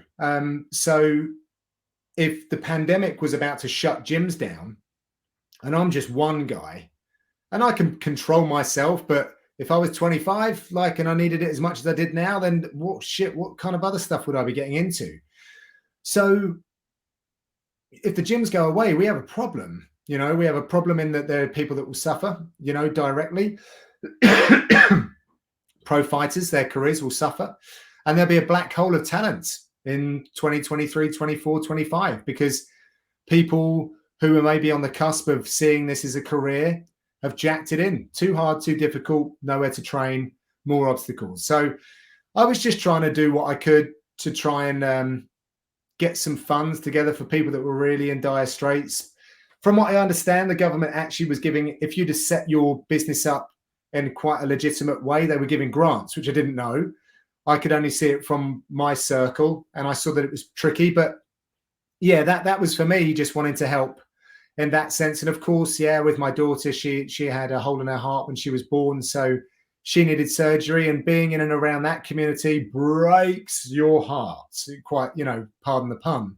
It was brutal seeing what other people go through. So all of the little things that I've mentioned, you know, the little challenges of work, then you go and sit around with other parents whose kids are in dire straits, and dude, the surgeons that deal with those, they're the real superheroes that need championing, and you wouldn't know who they were if they brushed shoulders with you in the streets. So I have seen some stuff through my time. I have had to endure as well, and you know, wouldn't want that thing for my daughter, but it kind of makes you see the world and life in a different way, and we could all do with helping out the next, paying it forward, because it comes around. What goes around comes around, and people have helped me out, so I'll always try my best to help others. I've done stuff privately where, and people don't even know that I've helped them sometimes, because it's just something that I feel I need to do. You know, we all need to, if we can, give our time, give our knowledge, if we can, money, and, you know, put people to whatever it might be, you know, because right, that's how we're going to get through as a species. Right. One other thing I want to touch on: you're not sporting it now. You're sporting a lovely Lacoste button up for Real Life Ninjas. We need to promote Real Life Ninjas. Yeah, because there are some fantastic shirts, there's some fantastic gear, and I mean, it ties into what you and I do tangentially, of course. You and I don't actually, you do in some regards, do some Real Life Ninja shit in the gym at Team Crossface. But, you know, we're around Real Life Ninjas on a day-to-day basis. So as soon as I saw it launch, I was like, well, that's a perfect name. It is a wonderful logo. So tell people where they can check out Real Life Ninjas. It's been so long. There's a Real Life Ninjas. I will find it and include it in the show notes. Thank you. Real Life Ninjas Co. on Instagram. I think if you try reallifeninjas.co.uk, maybe. Yeah, it stumbled a bit. Brexit really hurts my sort of efforts there, because, again, going back to UK MMA is not the biggest market, and I was kind of shipping stuff all around Europe and the world, and now, you know, the whole Brexit thing with the taxes, and it made it very complicated. And of course, I mean, I wasn't earning any money out of it. It was like a little side hustle, and I enjoyed it, and it's still going, by the way. And I'm looking at a rail I have here with some garments, some samples of some designs. Oh yeah, you can even see the Real Life Ninjas badges and whatnot. So I'm set up, but I need to get the store redesigned, and I'm going to use that in all of my Fight Pass stuff. I'm allowed to do that, so it will be coming back pretty soon. I still get products that I run test. I put things through the gym. I have fighters wear it. Just got a bag at the moment, so I don't put it out there until I know I'm happy with it. So it's been a bit slow, but I need to get models in all the gear and relaunch it, which I will hopefully do soon. Thank you for reminding me. Well, this will be a good point to remind people and get people thinking about it Yeah. and looking towards it. And then, yeah, if I put some unwanted pressure on you to No, it's all relaunch good. it. I don't have a gig now until, or probably a big UFC event until like early next year. So I've got other stuff, like I'm going to see Jack Hermanson next week. I've got a couple of other cool shoots coming up as well. I'm always careful not to say who they are, just in case the fights haven't been announced, but I'm pretty sure they would have done. But more plans for my Fight Pass content as well. I think I'm going to go and sit down with Brad Pickett next week, speak to him. He's as a coach, not as a fighter, though. As a coach. I want to specifically talk to him from that perspective. So he's doing really big things here certainly in my part of the world, in the Southeast. He's got a really good team going. I think that'll be a fascinating conversation as well. So that leaves me hopefully a little bit more time that I should probably be spending with my family. However, I'm going to do it by creating new labels and designs and putting them on t-shirts and hoodies and things like that. Hey, look, we get Real Life Ninjas into a really out there brand that people are spending loads and loads of pounds on. It creates more time for Vicky and Elodie down the road. That's what we tell ourselves, at least. That's how we frame it initially, to get ourselves those opportunities and get the misses not as mad. Yeah. Understandably. Yes, that's it. You mentioned in there the Fight Pass different content that you put out. Before I let you get out of here, I would be remiss not to let you the floor is yours. Tell people where to follow you, what to follow on Fight Pass. I cannot speak highly of it enough. It's not just because John is here. It's not just because we are friends. It is insightful. And if you love this sport, if you like this sport, if you want to learn about this sport and their athletes, watch his stuff. It is the stuff that it's crazy to me. Part of the reason I wanted to launch this show, and part of the reason I'm so happy to be part of SevereMMA, is that this is the stuff that this series are the things that I want to see. The stuff you are doing on Fight Pass are the things that I actually care about, the things that I actually want to know and hear and see, because it's conversations with coaches, with athletes, that gives me more of their story. And so, as I just said, it's not because he's sitting here and took time out of his day to speak with me. It is great content. It is very insightful. It is, as we talk about on Severe regularly, the right kind of stuff. Go check it out. Tell people where to find it. Thank you, dude. Yeah, I feel like I was banging the drum a long time, but now I've managed to get some things over the line with UFC Fight Pass. They've been great to me and give me a free rein to do what I want to do. So the main things that I have running on there, every week I do something called Eurowatch. The easiest way to watch that is probably through their Instagram channel, maybe in Facebook as well, because they just put it up as a piece of social content, but it will also be under Eurowatch on UFC Fight Pass. And I just take a couple, maybe one or two fighters from the European region who are fighting this weekend. So I've got one coming out with Ulanbekov and Jake Hadley for this week, for example. So they will, and I just try and do what I would do for a walkout. So this is the information to give you a little refresher about them, and then we'll do some, some of their nice fight footage is put into that, so that you don't always see my big long face talking at you. So that's one thing that I just try and develop your knowledge of, a little bit of storytelling. Short stuff though. And then the big series that I have, the expensive stuff that I'm planning to do more of, but is hard to do, but I love it dearly, is the up close series where I go visit a fighter for a day or two. I even got on the mats with Hamzat Chimaev, for example, and let him just wreck my body. And I'll hang around all day, and we'll be around and we'll be catching all the little moments. And I'll be speaking to not just the fighter, not just his coach, his manager, even a training partner you might or might not recognize. Driving around their town. The very first one I did with Darren Till went crazy because we're going through where he grew up, and he's telling us stories of jumping out of this window to run down to that boxing club and watching Rocky with wraps on his hands, pretending to be him. And I'm obviously grateful having a UFC in my job title allows me access to a lot of these people. So I do realize that affords me certain opportunities, and I'm doing more. We've done a few now. It got nominated for an award over here in the UK as well. So that was great to see MMA alongside some of the other mainstream sports here. More of that. And then I've got the Octagon Side podcast. I like to speak. There are so many people doing a good job speaking to the actual fighters. There are so many other people working in and around the sport, managers, coaches, maybe judges, referees, just some that help the cogs go round, but and have fascinating insight and stories. So that they're the ones that I've been targeting. And I think that's pretty much what I do. Yeah. Then other stuff, you know, I've got my Fight Day Focus show that we do for every pay-per-view out of UFC Europe. We're very proud of that. It's like a Soccer AM style for those of you who will recognize that brand over here in Europe. Yeah, dude, just trying to turn it out. Always got more plans, got stuff that I'd like to deliver, but it's, you know, trying to get the unachievable balance. It all comes out on @John Gooden UK on Twitter. I believe it's the same on Instagram as well.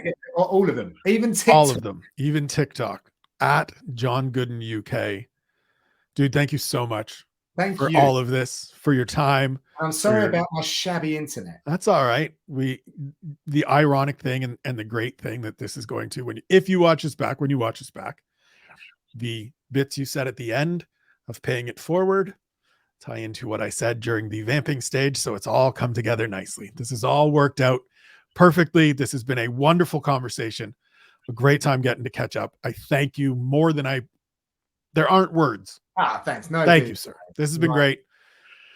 He is John Gooden. I am E. Spencer Kyte. This is SevereMMA, a conversation with.